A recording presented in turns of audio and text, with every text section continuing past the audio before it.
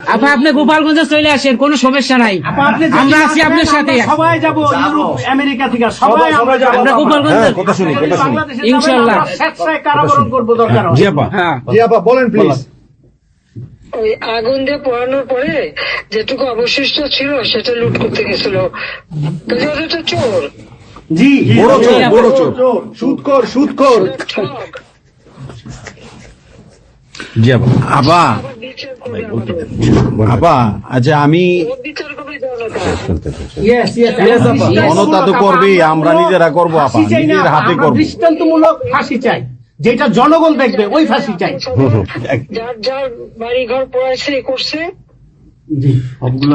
আপা দেশের থেকে সব গরিব মানুষ এখন এই গ্রামে যাচ্ছে, খাবার পাচ্ছে না, কিচ্ছু পাচ্ছে না, খুব কষ্টে আছে সাধারণ পাবলিক, খুবই খারাপ আপা। সারা বাংলাদেশ, আমরা দোয়া করি আপনি তাড়াতাড়ি আসেন। বৃহত্তর নোয়াখালীর অবস্থা অনেক খারাপ আপা। সারা বাংলাদেশের অবস্থা খারাপ। বানায় রাখছে ওরা আপা, সারা বাংলাদেশটাকে একটা বদ্ধ ভূমি বানায় রাখছে, যেখানে সেখানে হত্যা, মানে এমন কোন লোক নাই যারা এখন শান্তিতে আছে। সবাই কেউ একটা নিরাপদে নাই, কথাই বলে কেউ নিরাপদে যে নাই। আগেই ভালো ছিল, আগে সরকারি ভালো ছিল।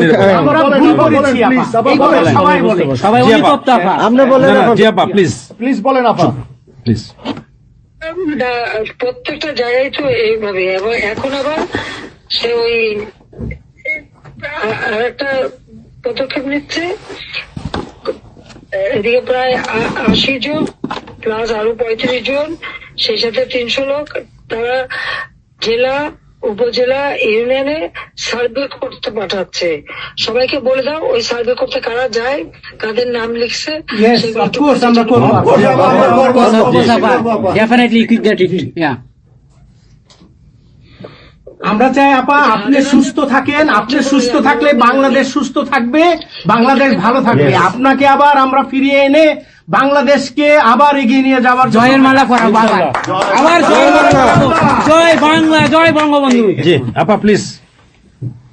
আমরা তোমাদের যে দেশে আছো সেই দেশে স্যার ডেনমার্ক আমেরিকা সবাই এখানে আছি আপা, ডেনমার্ক আমেরিকা সবাই আছি। আপা আপনি এখন আমাদের কিছু নির্দেশনা দেন, আমরা প্রবাসী থেকে কি করতে পারি, এবং বাংলাদেশে আমাদের যে ফ্যামিলি আছে, আত্মীয় স্বজন আছে, আমাদের যে বিভিন্ন দলের নেতৃবৃন্দরা আছে, আমরা কিন্তু অর্থনৈতিক থেকে বিভিন্নভাবে সহযোগিতা করতেছি, যারে যেভাবে পারি আমরা।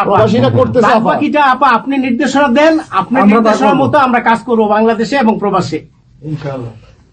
তোমাদের যেটা করতে হবে, একটা হচ্ছে তোমরা যে দেশে আছো সেই দেশের আইন কানুন মেনে জি ওখানকার যারা নির্বাচিত প্রতিনিধি বা সরকার বা যে বিভিন্ন মানবাধিকার সংস্থা, তারপরে 165 জন সাংবাদিকের জি চাকরি নাই, জি তাদের অ্যাক্রেডিটেশন কার্ড বাতিল করে দিছে। 106 জন সাংবাদিকের বিরুদ্ধে হত্যা মামলা দিছে, এবং আমাদের কতজনকে গ্রেপ্তার করে জেলে ঢুকাইছে, মানবিক জীবন যাপন করছে। সাংস্কৃতিক কাজ করতে পারে না, ব্যান্ড শোরা ব্যান্ড কোন অনুষ্ঠান করতে পারে না, পাকিস্তান থেকে ব্যান্ড শো এনে করায়, অথচ আমাদের দেশে ব্যান্ড শো যারা তারা এখন কাজ পায় না। এরা আবার এদের সাথেই ছিল, তারাও লাল রং লাগাইছিল, এখন আর তাদের পাত্তা নাই, তারাও কাজ পায় না। স্বীকৃতি কর্মকাণ্ড বন্ধ, সমস্ত সামাজিক নিরাপত্তার যত গরিব মানুষ আমরা বয়স্ক ভাতা, বিধবা ভাতা, মুক্তিযোদ্ধা ভাতা যা যা দিয়েছিলাম সেগুলি সব বন্ধ করে দিয়ে সেটা মেরে খেয়ে গেছে। এমনকি মানে সারা দেশটাকে একটা লুটের রাজত্ব, খুনের রাজত্ব সৃষ্টি করছে। এই বিষয়টাই যে মানবাধিকার লঙ্ঘন, সাংবাদিকদের উপরে নির্যাতন, সাংবাদিকদের অত্যাচার করা, মহিলা সাংবাদিকরা যেভাবে অপমান করছে, এই বিষয়গুলি জনমত তোমাদের তৈরি করতে পারে আন্তর্জাতিক পর্যায়ে। ইউনুসের যে বিভৎস চেহারাটা, ওইটাই আজকে মানুষের কাছে স্পষ্ট হয়ে গেছে। একটা রাষ্ট্র চালাতে সে টোটালি ব্যর্থ। এই জিনিসগুলি কি আপা? আপা আমি একটা বলি, ইউনূস সাহেব রাখছে 4টা টোকাই রাখছে, সাথে 4টা টোকাই রাখছে। আর আপনি চিন্তা করেন না বাংলাদেশে গৃহযুদ্ধ হবে, তখন আপনাকে দেখবে। তোমাদের করতে হবে ইউরোপিয়ান ইউনিয়নে, যেখানে তোমার ওখানকার পার্লামেন্টে যেখানে আছো, সব জায়গায় এই জনমত তৈরি করতে হবে। সন্ত্রাসের রাষ্ট্রে পরিণত করছে এবং মানুষ খুন করছে, আজকে খুন করছে। আজকে তুমি জানো মতলবে আমাদের মোহাম্মদ হোসেন ভাইয়ের বাড়িতে আগুন দিয়েছে। জি আপা, জি। এইগুলি সে করে বেড়াচ্ছে এবং সমস্ত এই ইচ্ছা মতো।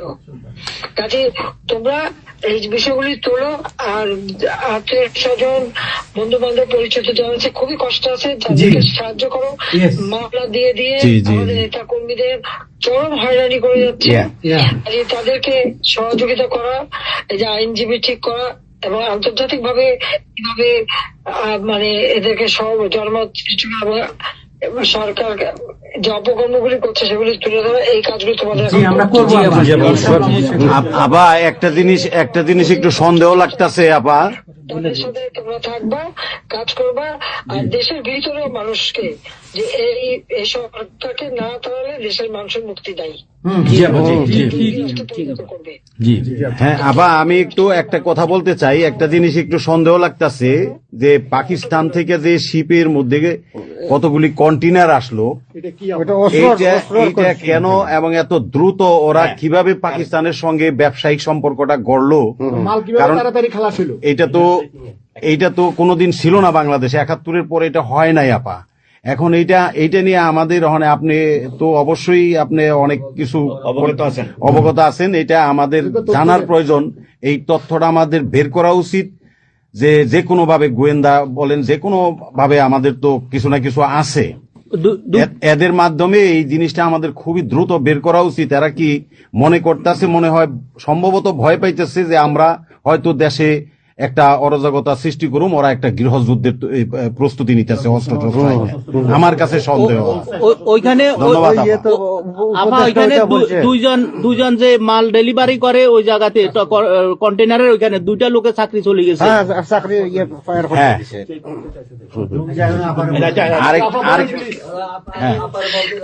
দেখতে চাইছে, স্ক্যান করতে চাইছে, দেয় নাই।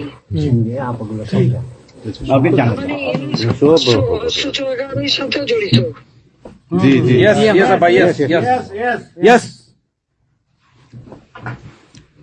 আপা এই দেশটাকেও ওরা আবার সেই পাকিস্তানের পর্যায়ে নিয়ে গেছে। আমাদের এই দেশটাকে আবার উদ্ধার করতে হবে ইনশাল্লাহ। এজন্য আমাদের যা করতে হবে প্রবাসী এবং দেশে। আপা আমরা যারা বাহিরে আছি আপা, আমরা প্রয়োজনে দেশে গিয়ে আবার ওই মুক্তিযুদ্ধ আমরা দেখি নাই ৭১-এ, আমরা নতুন মুক্তিযুদ্ধে আমরা অংশ নিব আপা ইনশাল্লাহ। এই দেশকে উদ্ধার করতেই হবে আপা আমাদের। একটা শুনি। জি আপা বলেন। আপা আমরা শেষ করবেন। আমরা ডেনমার্ক আওয়ামী লীগের পক্ষ থেকে এই জায়গায় আমরা যারা আছি, আমাদের বয়োজ্যেষ্ঠ নেতৃবৃন্দ আছে। হ্যাঁ, ডেনমার্ক আওয়ামী লীগের বয়োজ্যেষ্ঠ নেতৃবৃন্দ আমরা এখানে উপস্থিত আছি। আমরা আজকে প্রতিবাদ সভা ডেনমার্ক আওয়ামী লীগের এই ইউনূস সরকারের যে এই যে অগণতান্ত্রিক কাজ, এই সন্ত্রাস ইউনূসের যে অগণতান্ত্রিক কাজ, তার বিরুদ্ধে আমরা মাফিয়ার বিরুদ্ধে আজকে প্রতিবাদ সভা হচ্ছে। সেই জায়গাতে আমাদের ডেনমার্ক আওয়ামী লীগের উপস্থিত আছে বাবু সুভাষ ঘোষ, আমাদের আপনি জেনে থাকবেন সবারই নামই, এখানে লিঙ্কন ভাই, লিঙ্কন মোল্লা, খোকন মজুমদার, আমাদের নঈম বাবু, আমাদের স্বামী দাস, আমাদের অবশ্যই মোহাম্মদ শহীদ, আমাদের মাহবুর রহমান, এখানে লিমন, তারপরে আমাদের সাব্বির, তারপরে উপস্থিত আছেন আমাদের শামীম খালাসি, বোরানুদ্দিন, আমাদের মাসুদ চৌধুরী, স্বামী দাস, হিল্লোল বড়ুয়া, লিমন, অনেক নেতাকর্মী দাদা আপা, অনেক নেতাকর্মী উপস্থিত আছে। আমরা আপনার জন্য আজকে দোয়া করব, দুহাত তুলে আপনার দীর্ঘায়িত কামনা করছি। আগামীতে আপনাকে সুস্থ থাকতে হবে, আপনার মাধ্যমেই বাংলাদেশকে আমরা ঘুরে দাঁড়াবে। যেমনি ভাবে আমরা 1981 সালে আপনি সেই বাংলাদেশের হাল ধরেছিলেন, বাংলাদেশের মানুষের গণতন্ত্র, বাংলাদেশের মানুষের মুখে হাসি ফুটায় নিয়ে আসছিলেন, আপনার মাধ্যমে আমরা ইনশাল্লাহ ওই দিনে আগামীতে ফিরে আনবো।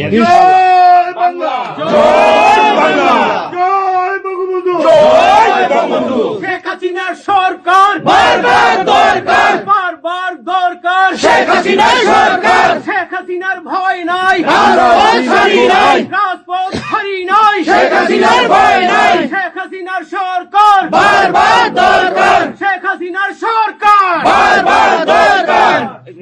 আপা আপনি একটা ঠিক করে শুনুন। বলুন। বলেন প্লিজ, বলেন প্লিজ, বলেন। আপনি তো বিজি এমনিও। জি হ্যাঁ আপা, আরেকটা জিনিস আমি জিজ্ঞেস করি আপনাকে। এত বড় একটা ঘটনা আপা আমাদের উপর ঘটে গেল, আপা আমার আমাদের গোয়েন্দারা কি করছে আপা?